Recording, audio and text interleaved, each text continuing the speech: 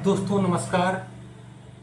आज हम आपको जनमानस में बहुव्यापी एक व्याधि थायराइड के बारे में बताना चाहते हैं। थायराइड एक जन सामान्य में बहुव्यापी व्याधि है। इसे आयुर्वेद में अवटु या चुल्लिका ग्रंथि नाम से भी जाना जाता है।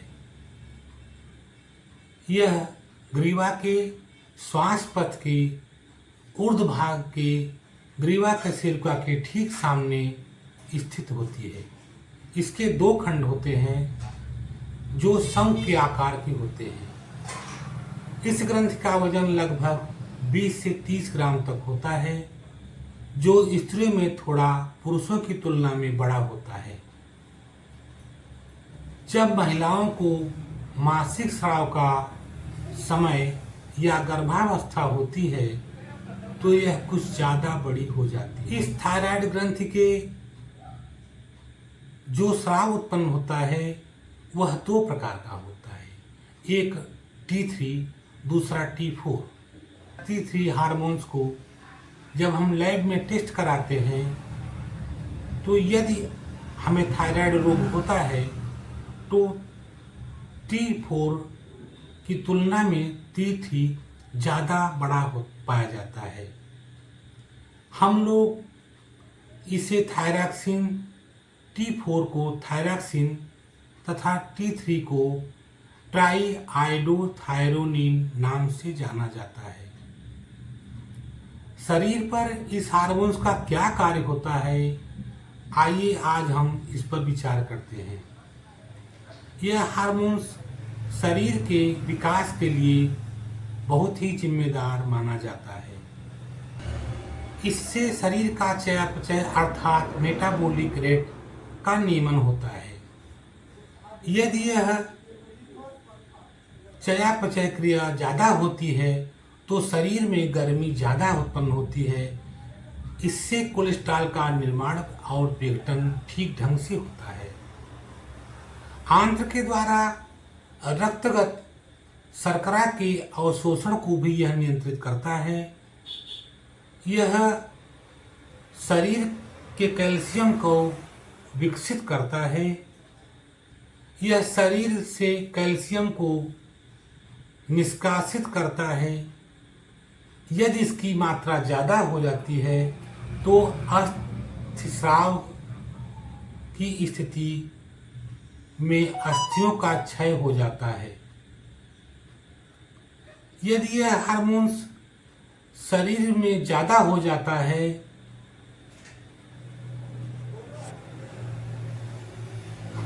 तो हृदय गति को बढ़ाकर उच्च रक्तचाप की स्थिति को उत्पन्न कर देता है। बच्चों के विकास में इस हार्मोन्स का बहुत ही योगदान है। उनके अस्थियों के विकास में इसका बहुत ही योगदान है। 1 वर्ष तक के बच्चों की अवस्था में यह थायरॉक्सिन हार्मोन्स अत्यंत आवश्यकता होती है। इसके प्रभाव से मस्तिष्क का आकार छोटा रह जाता है, मानसिक विकास अवरुद्ध हो जाता है, जिससे बच्चा ठिगना महसूस हो जाता है। इसकी कमी से स्त्रियों के रजस्राव अधिक होने लगता है।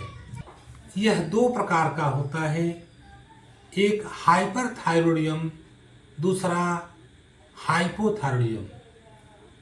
प्रथम में इस हार्मोन्स का स्राव अधिक हो जाता है तथा हाइपोथायरॉयडिज्म में इस स्राव की अल्पता हो जाती है। दोनों में अलग अलग लक्षण पाए जाते हैं। आज हम आपको प्रथम हाइपरथायरॉयडिज्म के बारे में बताएंगे तथा दूसरे प्रकार हाइपोथायरॉयडिज्म के बारे में अगले वीडियो में बताएंगे। थायराइड की अतिक्रियाशीलता से शरीर के सभी स्थान अवश्य प्रभावित होते हैं। इस ग्रंथ की अतिक्रियाशीलता से T3 तथा T4 हार्मोन्स का स्तर ब्लड में ज़्यादा हो जाता है। उसमें भी जब आप जांच में देखेंगे तो T3 की हार्मोन्स T4 की तुलना में ज़्यादा पाया जाता है। तथा TSH की मात्रा भी सामान्य से ज़्यादा पाई जाती है। इसके कारणों में प्रमुख रूप से ये कारण सहायक होते हैं। ग्रेव का रोग, जिसे ग्रेव डिजीज हम कहते हैं, गलगंड या घेघा रोग, गाउटर जिसे हम कहा जाता है, या इस थायराइड ग्लैंड में शोथ या सूजन आ जाती है। अनेक प्रकार की एलोपैथिक औषधियां भी इसके क्रियाशीलता को बढ़ा देती हैं, जिसे गूगल पर हम अवलोकन कर सकते हैं। यदि आयुर्वेदीय दृष्टिकोण से देखा जाए तो यह पित्त दोष के विकृत के कारण उत्पन्न होता है। पित्त दोष की अधिकता के कारण जठराग्नि भी बढ़ जाती है। इसके लक्षणों में या जो विकार दिखाई पड़ते हैं, जैसे गलगंड या किसी पार्ट का बढ़ जाना, थायराइड के किसी एक पार्ट या उसके किसी लोअर अपर पार्ट में विकृत हो जाती है। तीव्र भूख होने के कारण शरीर के भार में कमी हो जाती है। अधिक मल पवित्री कभी कभी होती है, कभी कभी उल्टी होती है, अरुचि हो जाती है, किसी किसी को अतिसार ज्यादा होने लगता है।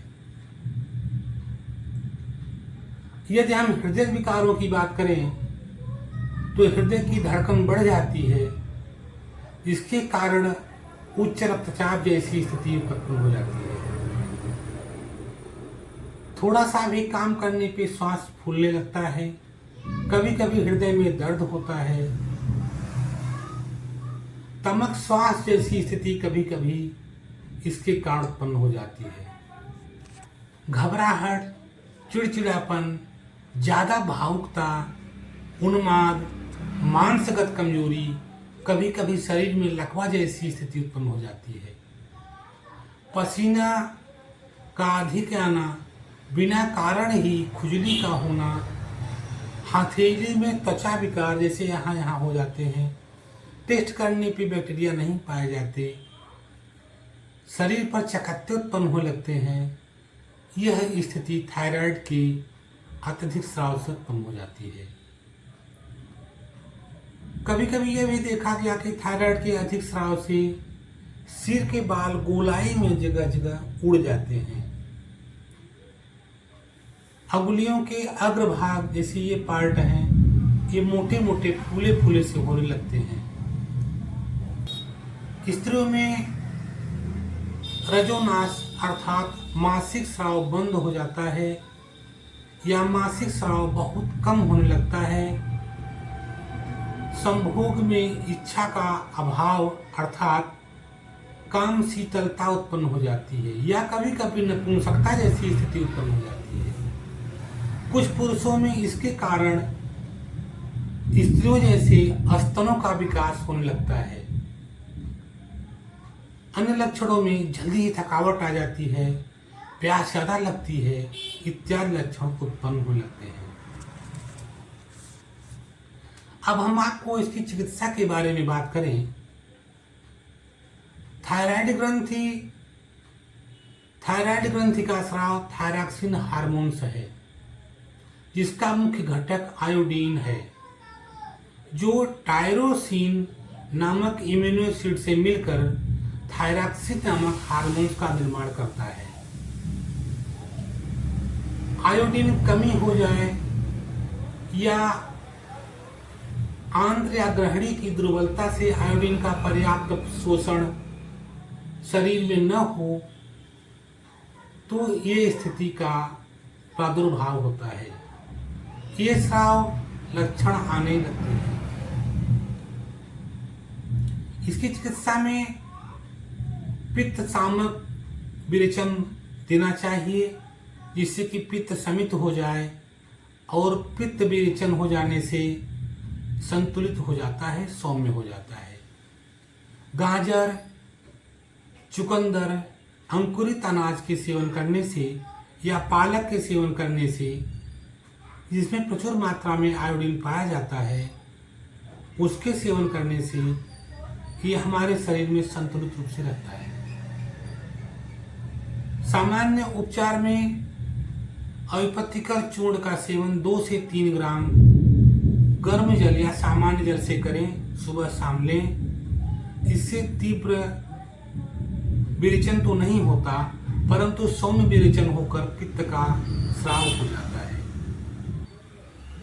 सामान्य उपचारों में कांचनार गोगुल 250 mg से 500 mg सुबह शाम गर्म जल से लें। उसके उपरांत कुमारे आसव 20 से 30 ml सुबह शाम जल मिलाकर भोजन के बाद लें। कुछ बनी बनाई औषधियाँ मार्केट से मिलती हैं, जैसे आंवला चूर्ण 2 ग्राम, सतावर चूर्ण 2 ग्राम एक में मिलाकर जल से सुबह शाम लें। पिपली चूर्ण 1 ग्राम और जलकुंभी के क्षार या भस्म 250 mg दोनों को मिलाकर सुबह शाम लेने से इस थायराइड का अतिस्राव सामान्य हो जाता है। हम परहेज की बात करें तो अधिक तैली, चरपरे, तीखी चीज़ों का परहेज करना चाहिए। नमकीन, मसालेदार पदार्थों से बचना चाहिए।